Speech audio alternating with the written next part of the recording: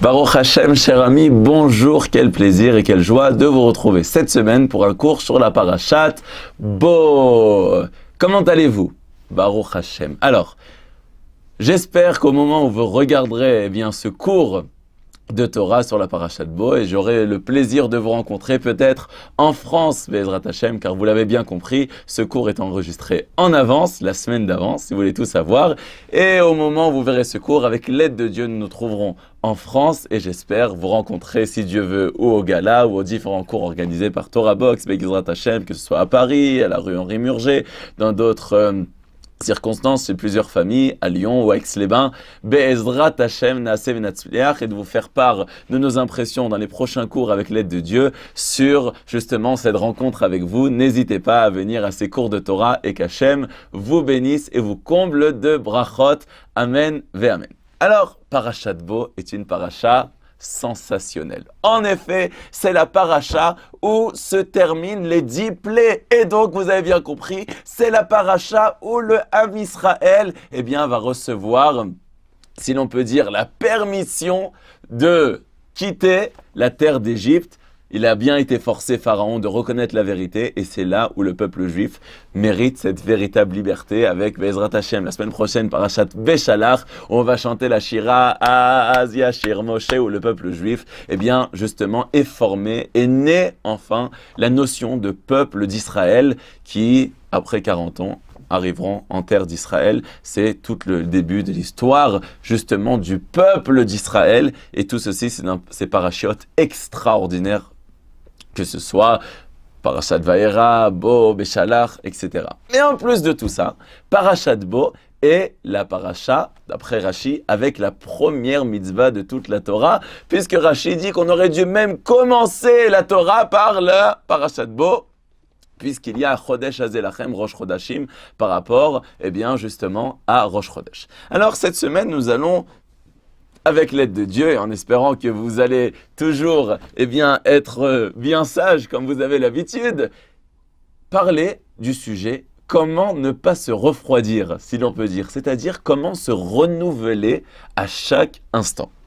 En effet, on voit qu'après que Pharaon et les Égyptiens, après tout ce qu'ils ont fauté, ils ont eu leur punition et ils ont reçu les 10 plaies. Le peuple juif, reçoit justement cette permission, enfin après 210 ans d'esclavage, de quitter la terre d'Égypte. Et alors Hachem, nous dit tout à la fin de la parashat Bo, et voici le petit chumash, Ve'aya ki eviacha Hachem El eretz hakenaani kasher nishba lecha velavotecha unetana lach. Lorsque l'Éternel t'aura introduit dans le pays du Cananéen, selon ce qu'il t'a juré à toi, et qu'il te l'aura livré. Donc, a priori, on voit Hachem va t'envoyer en terre d'Israël comme il te l'a promis. Et Rashi nous dit, mais où c'est qu'Hachem il te l'a promis? Rashi te dit, Ve'eveti etrem el haaretz asher nasati. C'est la terre, justement, que Hachem a promis, Venatati lachem morasha. C'est la terre que vous avez en héritage. Vous avez bien compris, la terre d'Israël. Mais d'un autre côté, le verset lui-même, dans cette paracha, se termine, Unetana lach. Et je te la donne. Je vais te la donner. D'accord? Alors, qu'est-ce que signifie Unetana lach? Rashi nous dit, et c'est très important, écoutez bien ça, Te'e be'enecha ke'ilu nitna lecha bo bayom ve'al te'i be'enecha ke'yerushat avot. Regarde la terre d'Israël comme si elle t'est donnée aujourd'hui. Et ne la regarde pas comme un vieux héritage que tu as reçu de tes parents. C'est-à-dire que la terre d'Israël, nous fait remarquer Rashi, d'après les paroles de la Torah, dans cette paracha, qu'il faut la regarder à chaque instant comme si c'est aujourd'hui que tu l'as reçue. Alors, nous fait remarquer Rav Nosson Zvi Finkel, Zacher Tzadik Kadosh Livracha, mes maîtres, il était le Rosh Yeshiva de la plus grande yeshiva du monde, le Rosh Yeshiva de Mir, Zatzal. Le Rav Nosson Zvi Finkel nous dit, a priori, il y a une contradiction. Parce que, au début du verset, on nous dit que la terre d'Israël, elle est un héritage, c'est ancien, etc. Et d'un autre côté, on dit, non, la terre d'Israël, il faut la regarder comme si, aujourd'hui, tu l'as. Alors, c'est ancien ou c'est aujourd'hui? Et nous fait remarquer que le Rav Finkel, qu'on retrouve cette notion dans 2 autres endroits de la Torah. Premièrement, nous retrouvons ceci par rapport au don de la Torah elle-même.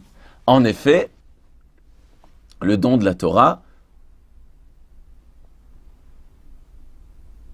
se passe dans le désert du Sinaï, et à ce propos, le verset nous dit Chodesh hashlishi letzet bnei Israël meretz Tzraïm bayom hazeh ba'u midbar Sinaï. Donc, le 3e mois depuis la sortie d'Égypte, le peuple juif, bayom hazeh, ce jour-ci, arrive dans le désert du Sinaï. Et Rashi nous dit mais pourquoi il est écrit bayom hazeh, ce jour-ci? Alors, on ne peut pas le traduire exactement en français parce que l'hébreu, des fois, ne correspond pas tout à fait au français. Mais, dans ce verset, si on avait voulu suivre le sens du verset, on n'aurait pas dû dire Bayom Hazeh, on aurait dû dire Bayom Hahu. Alors en hébreu, les deux, on le traduit, si on veut le dire en français, les deux, on va dire ce jour-là. Mais en hébreu, ça se dit de deux manières différentes. Bayom Hahu, ce jour qui est passé. Parce que c'est ça qu'on parle, on parle du passé. Mais là, dans la Torah, on emploie le terme Bayom Hazeh, ce jour-là, comme si c'est aujourd'hui. Et là, Rashi nous dit aussi, qu'est-ce que ça signifie Bayom Hazeh, cette expression? Pour te dire que la Torah doit être à tes yeux neuve, comme si chaque instant de ta vie, tu le reçois aujourd'hui. C'est-à-dire, même si le matin de Torah, la Torah nous raconte qu'ils sont arrivés au Mont Sinaï et qu'ils ont reçu la Torah, mais la Torah nous dit, et ils ont reçu aujourd'hui la Torah, parce que chaque jour de notre vie, on doit regarder comme si la Torah nous a été donnée aujourd'hui. Extraordinaire. Ceci est le second endroit dans la Torah. Maintenant, il y a un autre endroit encore dans la Torah. Cette fois, eh bien, c'est par rapport au mitzvot, et on le dit dans le schéma tous les jours. En tout cas, j'espère que vous le dites tous les jours, le schéma. Il est écrit, mais bien sûr, Hachem vous aime, mais toujours essayez de faire un peu plus d'efforts.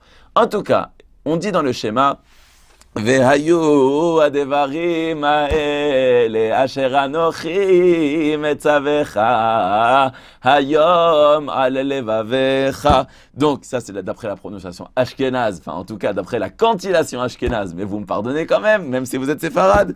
En tout cas, voici ces paroles que je t'ordonne aujourd'hui sur ton cœur. Donc on parle des mitzvot. On dit ça dans le schéma.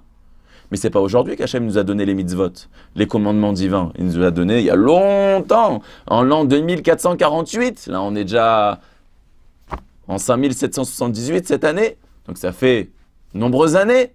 Et pourtant, tous les jours dans le schéma, on nous dit les mitzvot que Hachem te donne aujourd'hui. Qu'est-ce que ça vient nous apprendre? Et là aussi, Rashi te dit, au nom des Chazal, Asher anochi mitzavecha alom, lo yeh benecha kidjut mar yeshana shen adam sofna. Ne regarde pas la Torah comme, eh bien, un commandement du roi qui a été écrit mais qui est ancien, mais comme quelque chose de nouveau que tout le monde court pour le voir. Qu'est-ce qu'on voit d'ici? Nous dit Rabbeinu Yerucham, qu'il y a deux choses différentes, que ce soit dans la mitzvah de la Torah ou que ce soit dans le don de la Torah. D'un autre côté, on apprend que les mitzvot, elles doivent être comme neuves à nos yeux, et aussi comme si chaque jour on le reçoit. Alors, pourquoi c'est tellement important, et on retrouve à 3 reprises, et pourquoi précisément ces 3 mitzvot? La terre d'Israël, on répète, le don de la Torah et les mitzvot, que ces 3-là, la Torah, elle insiste que ça doit être regardé comme si chaque jour on le reçoit. Alors, eh bien, le Rav Finkel nous explique qu'il faut comprendre c'est quoi la joie du renouveau. En effet, vous savez qu'il est ramené dans le Shulchan Aruch, oui, dans le recueil des lois juives, que lorsque une personne reçoit un nouvel objet, eh bien, il faut faire une bénédiction. Vous avez, eh bien, acheté un nouveau costume Dior, pour pas faire de pub, ou alors, je ne sais pas moi, Hugo Boss, ou un jeans Levi's, ouais, pour faire des pubs pour les juifs. Non, mais tout est magnifique. En tout cas, vous avez un nouvel habit qui vous procure joie et satisfaction. Eh bien, il est écrit qu'il faut faire une bénédiction. Baruch ata Hashem Elokeinu melech haolam shehecheyonu vekiyemonu veigiyonu lazman hazeh shehecheyanu vekiyemanu veigiyanu lazman hazeh. Merci Hashem que tu nous fais vivre, que tu nous fais, si on peut dire, profiter de ces instants que tu, entre parenthèses, ça veut dire que tu me donnes cette joie. Et ce n'est pas même pour un objet, mais même pour une personne. Ça fait longtemps que vous n'avez pas vu quelqu'un. Si c'est plus que 30 jours, eh bien, a priori, d'après la halakha, on devrait dire la bracha she'echeyanu ak, ça me fait plaisir. Alors, on ne parle pas de votre ennemi juré, bien sûr, et on espère que vous n'en avez pas. Mais en tout cas, lorsque vous rencontrez une personne, ça fait 30 jours que vous ne l'avez pas vu, ça vous fait plaisir, on aurait dû théoriquement faire cette bénédiction. De nos jours, on le fait sans le nom de Dieu. Mais en tout cas, on voit que lorsqu'il y a du renouveau, quelque chose de, ou alors même du nouveau, du neuf, eh bien, on doit faire une bénédiction. Pourquoi ? Parce que lorsque quelqu'un utilise un nouvel objet, vous avez reçu comme cadeau de vos parents une nouvelle BMW, W comme Bertenschlag, oui, bien sûr. Alors, en tout cas, vous recevez une nouvelle voiture, eh bien, vous êtes tout excité. Pourquoi ? Premièrement, parce que quelque chose de nouveau, eh bien, on est content, on a une très grande joie. C'est pour ça qu'on a envie, justement, de faire une bénédiction. Mais à part ça, l'utilisation à neuf, eh bien, nous amène à utiliser de manière différente que si on utilise quelque chose qu'on connaît depuis des années. Si vous avez un tout nouveau vélo, vous le faites comme ça de toutes vos forces, vous ne vous rendez même pas compte que vous faites des efforts. Alors que quand c'est quelque chose que vous avez déjà depuis des années, c'est saoulant, c'est lourd, etc., ça nous énerve. D'accord ? Eh bien, ces deux choses-là, au niveau spirituel, se rejoignent. C'est-à-dire que lorsque vous êtes heureux de quelque chose, vous allez le faire de manière plus légère. Eh bien, c'est ça que la Torah vient nous dire pour ces 3 mitzvot. D'arriver en Eretz Israël, eh bien, c'est vrai que lorsque les Juifs sont arrivés pour la première fois en terre d'Israël, après des années et des années où ils étaient en diaspora, imaginez-vous la joie, l'enthousiasme et l'émotion de retrouver la terre d'Israël. Vous vous rappelez sans doute des images de ces Juifs et ces Juives qui se jettent au sol lorsqu'ils descendent de l'avion, ils se jettent sur le tarmac, oui, sur le sol de l'aéroport, pour embrasser la terre d'Eretz Israël. L'émotion de retrouver la première fois le Kotel HaMa'aravi. Imaginez-vous, on a les larmes aux yeux de penser la première fois que les Juifs arrivent à l'endroit du temple de Jérusalem, cette ville qui est sanctifiée pour l'éternité. Mais des personnes qui y habitent depuis des années pourraient s'y lasser, trouver ça normal. Et c'est ça que la Torah vient te dire. Eretz Israël est un cadeau tellement grand. La maison de Dieu, Zé Sha'ar HaShamayim, la porte du ciel, notre patriarche Yaakov a dit sur Jérusalem, sur le mont du Temple, eh bien, il faut ressentir la joie à chaque instant, comme si c'est aujourd'hui que tu l'as reçu. Pourquoi ? Comme nous explique le Rav Finkel, parce que la joie emmène la hitlahavut. C'est-à-dire que lorsque on a la joie, eh bien, on va faire les mitzvot dans ce pays avec plus d'entrain, avec plus de joie. Donc la joie nous amène qu'on ne va pas à se lasser, à tomber dans les chaînes de ce qu'on appelle l'habitude, de la routine. Et après, on commence, chas v'shalom, à ne plus apprécier les cadeaux d'Akadosh Baruch Hu.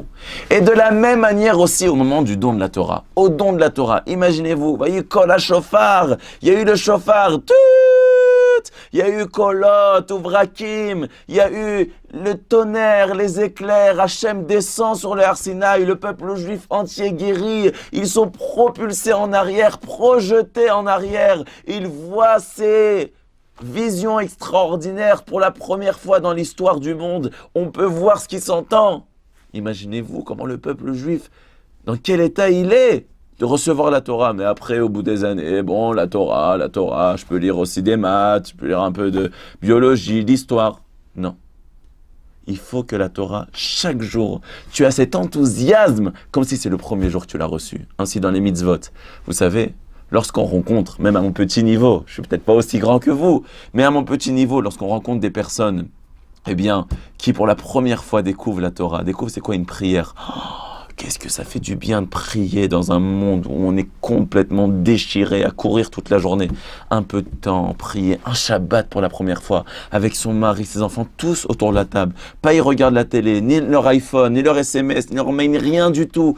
Ensemble, le papa regarde la maman. Et les enfants regardent leur papa. Et on chante tous ensemble, des bons repas. Mais c'est unique ça. Mais vous savez, pour des gens qui ont l'habitude d'être pratiquants, alors, la première fois, c'est sympathique, mais après, on trouve ça...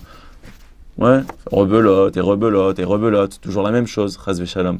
Alors, on te dit non. Asher anochem etzavecha hayom al levavecha. aujourd'hui. Aujourd'hui, ça a été donné. Aujourd'hui, imagine que c'est la première fois que tu fais le loulav. Vous savez, à Hanouka, on en avait déjà parlé à Hanouka, la première fois qu'on allume la Hanoukia, on est content, mais après, on trouve non. On ne doit pas s'habituer dans le judaïsme, toujours se renouveler, toujours être plein d'entrain, plein d'enthousiasme. Alors, vous croyez que c'est facile? C'est pas toujours facile. Même si vous voyez des gens qui sourient chaque semaine, vous croyez pas qu'au milieu de la semaine aussi, il y a des moments où on est tout raplapla. Ouais, on a le blues. C'est normal, c'est la nature de l'être humain.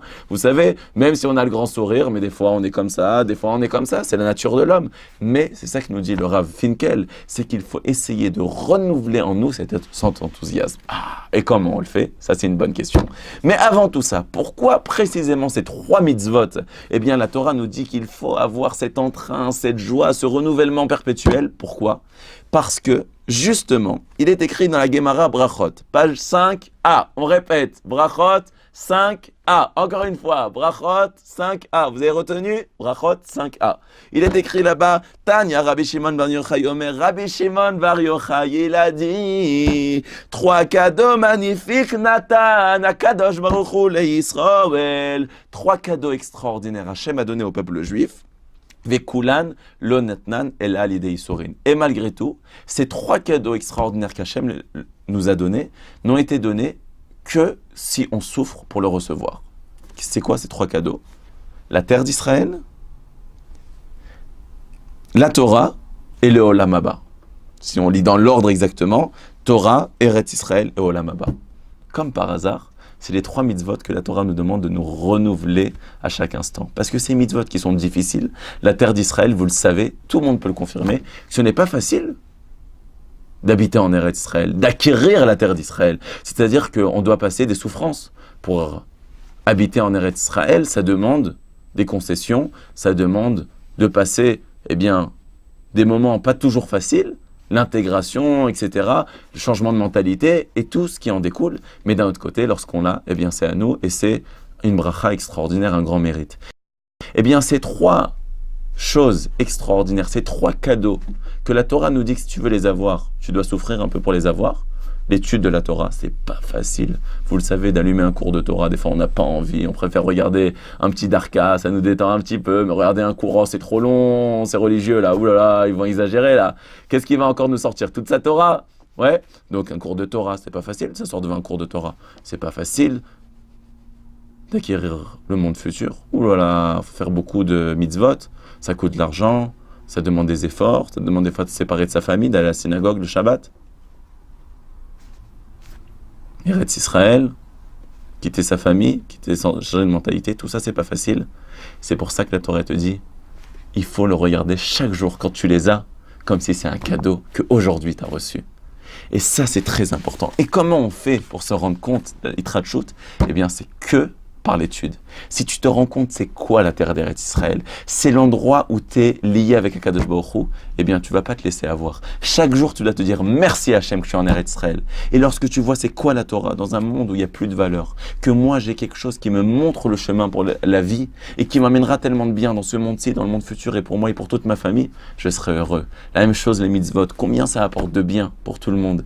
Si on réfléchit comme ça, je vous assure qu'il y a cette Itratchout extraordinaire. Et donc, automatiquement, ce renouvellement nous amène de faire la Torah avec beaucoup de joie, avec beaucoup d'entrain. Et c'est ça qu'on nous dit, qu'il faut être convaincu pour bien faire les mitzvot. Et combien on est convaincu avec ce renouvellement. Et le Rav Finkel lui-même témoigne sur lui-même lorsqu'il était bachour. Il essayait toujours à chaque instant de sa vie de trouver quelque chose de renouveau. Allez, aujourd'hui je vais me lever à 6h du matin. Voilà, aujourd'hui ça va changer. Aujourd'hui je vais étudier un autre livre, je vais ouvrir quelque chose. Alors bien sûr j'étudie tous les jours la même chose, j'avance. Mais ouvrir une petite histoire aujourd'hui. Aujourd'hui je vais aller dans cette synagogue, ça va me changer un peu, surtout pas tomber dans la déprime et la morosité. C'est la pire des choses dans le judaïsme. Toujours la Itratchout. Et c'est ça qui emmènera les plus grandes des brachot. Alors, pour changer de l'habitude, cette semaine, on a fait un cours qui est plus court. C'est la Itratchout aussi. On a changé. Vous allez me dire si vous préférez. Il y en a qui disent, on ne veut pas des cours longs. 25 minutes, c'est trop long. Un quart d'heure, ça nous plaît plus. Alors, vous nous direz dans vos commentaires qu'est-ce qui vous plaît le plus. Mais dans tous les cas, je suis sûr que ce qui vous plaît le plus, c'est la Torah Akdosha. Alors, merci Hachem de nous avoir donné cette Torah. Et Yehi Ratson, que nous puissions toujours étudier la Torah avec entrain et qu'on la découvre chaque jour comme si elle nous a été donnée ce jour-ci.